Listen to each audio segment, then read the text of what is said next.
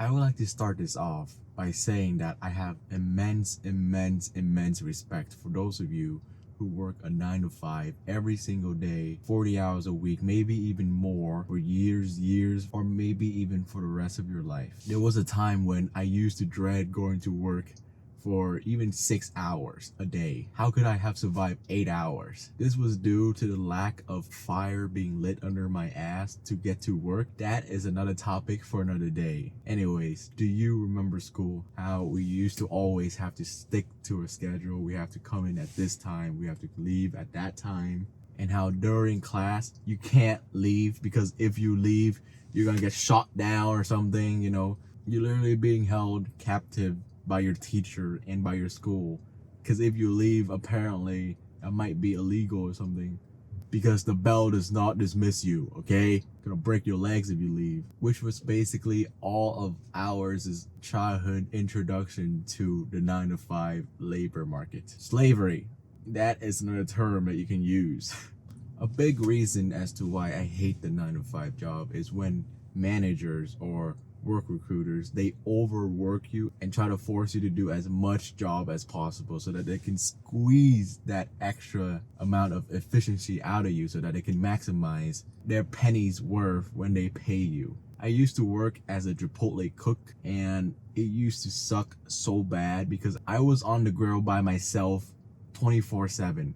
I was the one to cut the meat, I was the one to make the rice, I was the one to cook the meat, I was the one to make steak, chicken, carnitas, fajitas. I was also the one in charge of washing my own rice, big ass rice bowl. It was such a pain in the ass to wash it, but it is what it is. I'm also the one in charge of making the rice. Like after I cook the rice, I have to make it. I have to mix it up with salt. On top of this, my manager used to always ask me if I could help with prep, if I could help with dishwashing. I was not a dishwasher, but we were short on people and my manager just kept asking me to help. I was like, and then I remember that whenever we didn't have our prep there, my manager would teach me how to prep just so that I can fill in for the day. I clearly saw what they were doing, okay? They were trying to milk me. I was so tired at this point and I was just like, okay. I did try my best to like learn it or like to pretend like I learned it, but I never actually learned how to prep. I'm not saying that it's hard. I'm just saying that ain't my job. I was not paid to do that. Why am I doing this? Now, you might think that I'm a lazy piece of shit. Well, maybe. But all of that aside, even then, your 9 to 5 job probably is meaningless. Now, I'm not talking about docs or plumbers or lawyers or cops or firefighters, okay? Thank you guys for serving our country. But the 9 to 5 job that I'm calling useless are basically stuff like my job. My current job is to basically clean up the shoe aisle at Marshall's. And then I just pick it up from the floor, put it back nicely. Do that for every single aisle. There's like 8 aisles. And then I go to the stock room. I try to find the missing shoes. And then occasionally I come out and I grab the carts and then I put it back into the spots that they are needed to be in. And then occasionally I go to the front. I grab the shoes from the front that people leave behind. And then I put it in a cart, I bring it back, and they call that a walk back, where you just put the shoes at the front back to where they belong on the aisles. And that's basically my job. Yeah, that's basically my job summed up. Is there any meaning to it? Am I serving to the earth? Am I saving the earth in any way? Not really. I am making people's shoe shopping experience a little bit nicer. That's about it. That is my current purpose of my job.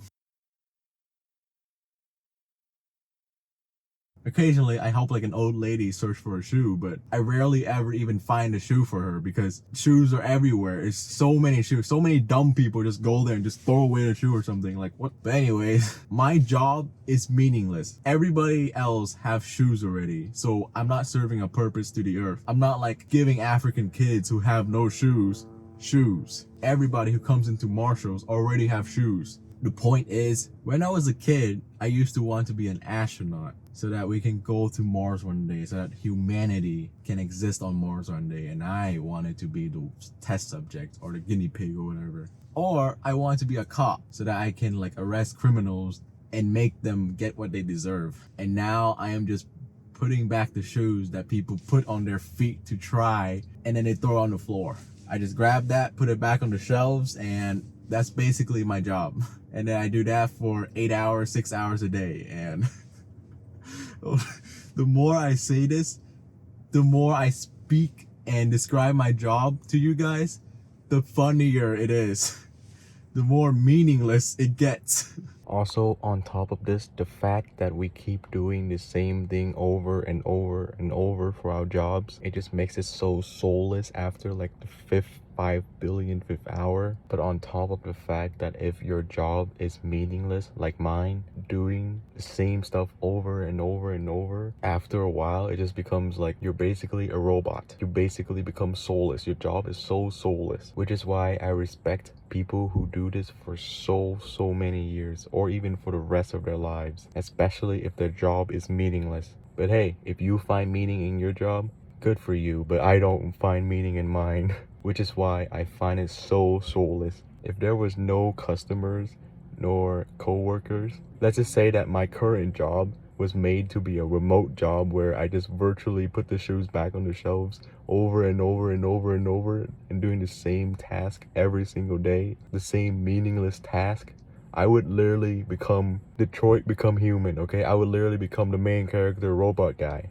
I would literally become Jarvis, okay? The rant aside, I am being monitored, or in general, you, when you're working a 9-to-5 job, you are being monitored 24/7. And the manager yells at you for the most meaningless of things. Like, in my case, for example, so at my job, we usually have like a big trash container for all the shoe boxes. And we usually like put it there, put it in the storage room, and then we just like put all of the thrown away shoe boxes in there, and we call that trash. Anyways, my manager would literally yell at me for grabbing it too early to his standard. That is one of the meaningless stuff that your manager can yell at you for.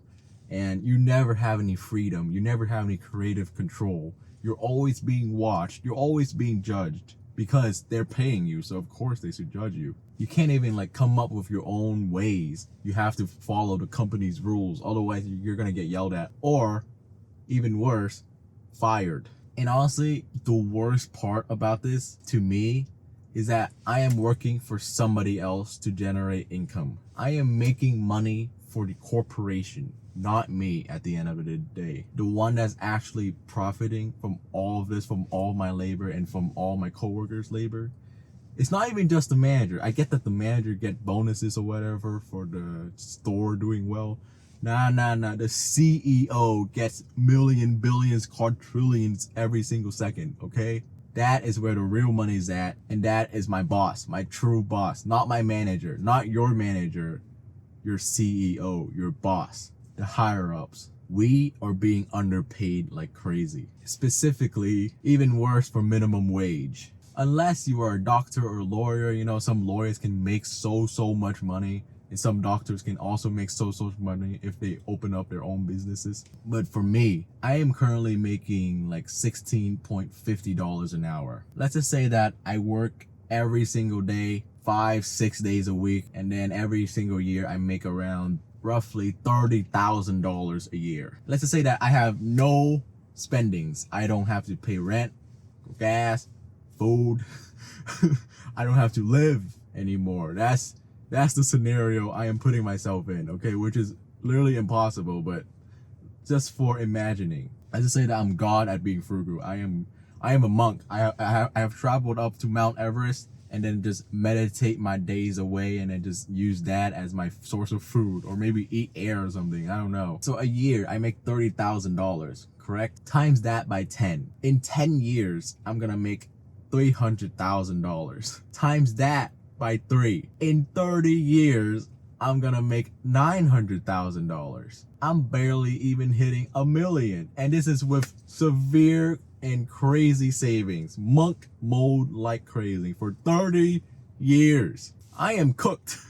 Now let's just say that, you know, I am in a higher position. I am making $100,000 a year. And then I actually have a job that's like more important to society, or maybe, no, just your time is just basically worth more because you have a degree or whatever at this point. Let's just say that I'm making $100,000 a year, and the same scenario as earlier, I am a monk and I just pay no rent and then I just eat air or something. But since I'm in such a high earning bracket now, I'm probably gonna get taxed. And that means that I'm probably making, like, let's just say roughly $70,000 a year. Okay? Let's just say that. Times that by 10.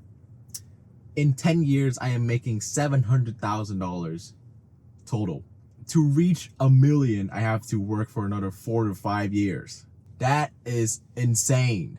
There are people making millions, quadrillion, billion, trillion a second. Exaggeration aside, there are celebrities, there are like business owners that are generating hundreds of thousands of dollars a month, and they're probably making millions in 1 year. The system is rigged. But hey, I get it. They risked everything, you know. They are lucky, they worked hard maybe. I'm not here to complain and like support tax the rich or something like that. I'm here to make a claim that people who want to get out of their current 9 to 5 situation, their current financial situation, and want to be higher, we need to open our eyes and take a risk and maybe start that business or maybe learn a new skills that can get you to that level. Later on in life, I would much rather struggle and make money for my own self, for my own business, even if it fails. I would much rather do that than sell my time and soul for a corporation so that I can bring them profit, so that I can make hella money for the CEO. I'm good. Freedom. That is the thing that I am after. That is also the main message behind my channel. I want me and all of you guys to achieve freedom. Okay, now it's just getting a bit cheesy, but yeah, you know what I mean. I don't know. Maybe I'm just a lazy piece of shit, but I'm telling you right now, I will still work a 9 to 5 at the moment if it's still necessary, if I still need money so that I can escape it later on in life. But with that said, I will still try my very best to escape it when I'm older in life, because at the end of the day, I just want freedom. Yo, today is the second day and I would just like to add a couple of thoughts to the video. There's a lot of co-workers of mine, you know, and like the fact that they could always just get rid of you and just fire you at any moment, it feels like they're treating us like numbers to the companies. Because think about it, do you really think the CEO knows who you are? I'm pretty sure the likelihood of the CEO knowing their like minimum wage employees is almost the same as the CEO knowing the names of their managers. He doesn't manage that kind of stuff, and that's your true boss right there, and he doesn't even know who you are. Think about that and how messed up of an idea that is. You're basically like numbers to the CEO. You're making his money for him. And like also, you know, the fact that you have to clock in at whatever time that they set, otherwise you're gonna get written up, or they're gonna look at you more and they're gonna be like, they're basically gonna keep their eyes on you for going in late or whatever. It's like a class. It's like you're a kid, like you have to attend. But I get it. It's their workplace. You know, you have to respect the work hours and show commitment. But the point is that we have no freedom as employees. We have to come in at the set time, at the set schedule. Otherwise, we would have to call off 2 weeks, 3 weeks sometimes in advance. And like if you're sick or whatever, you have to prove it. You have to show a doctor's note. Otherwise, you're lying. Now, there's always exceptions to this rule, you know, like there's always chill managers that understand the situation, that knows you better than most, and then they'll just let it go. But not all managers care about their employees. Those are the exceptions, all right? This week is gonna be my first 5 days in a row work week, and I'm starting to question how people actually commit to this. Well, it is easy to commit to this if you have a family or whatever. Well, it's still hard, but like the point is that you have somebody to work for. But let's just say that if I was to live by myself right now and I have nobody and I was an orphan or whatever, I'm not sure how likely I would actually go to work. Like the sitting in traffic to get to work, and then they're also sitting in traffic to get home. That is basically a part of your shift. They just don't count that as your hours because fuck you. I can go on and on about how they basically have you as their puppets. But yeah, at the end of the day, it is still secured, more secure than starting a business anyways. It is consistent, very consistent. And well, it's better than having a no income. And to those of you who love your 9 to 5 job, I respect you and I wish you the best. And I'm happy for you that you love your 9 to 5 jobs. But I'm pretty sure there's a lot of you that don't like their 9 to 5s. And welcome to the family, boys and girls. Bring it in. Anyways, yeah, that's about it. Bye.